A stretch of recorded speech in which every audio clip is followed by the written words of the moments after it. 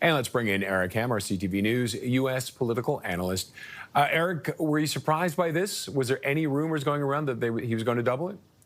No, this came out of nowhere. This was a complete and total surprise. And quite frankly, I think what we're seeing here is this is a fight that the president is having with the American judiciary. And I think Canada will bear the brunt. We've already seen the courts actually rule. And then, of course, there was an appellate ruling that favored the Trump administration. But I think what this is an attempt by the president to make sure that he still holds some of the cards. And I think as a result of that, we are now seeing American partners and allies who are now going to be adversely affected. And of course, this could get very, very ugly for not only the steel industry, but of course for other entities and industries as well. Well, we were just talking to an official with the Canadian steel industry, and they're saying this essentially shuts it down, the steel going down to the States, which is 50% of the exports for Canada. I mean, there are American industries that will struggle to get through with this. That's absolutely right. And we cannot forget how important the automotive industry is and how much steel goes into making American-made cars and how much that industry goes back and forth across the U.S.-Canadian border. And so, again, if Canada is going to sneeze, America is certainly going to catch a cold as a result.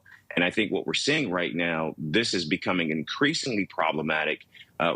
Already we have seen we know the president certainly can and has capitulated on a lot of this in the past, but we have to also remember this is the president who is simply just making wholesale policy at the drop of a hat. I'm pretty sure much of his cabinet certainly was not aware of this and certainly caught off guard, to say nothing of what this means for the U.S.-Mexico-Canada free trade agreement.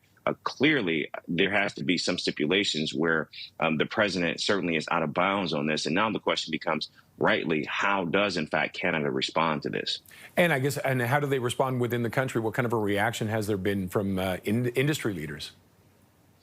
Again, we have seen there's been so much turmoil. There's been so much chaos. There's been so much pushback on the president. And again, this is going to be, again, another wholesale blow to the industry. And even as we know how the markets reacted positively when the International Trade Court initially ruled against these tariffs that the president had been implementing, again, now we see whatever the markets gain. Once again, this is certainly going to be a removal of what those markets saw in terms of the rise. And again, I think, again, it just speaks to just the inexplicability in terms of what Donald Trump is doing. No one can actually just know day to day how he's going to respond, how he's going to react. And again, I think what we're seeing here is a president who believes that he's more of a reality television show star than he is a president who actually controls and deals with policy. All right, we'll leave it there, Eric. Thank you as always.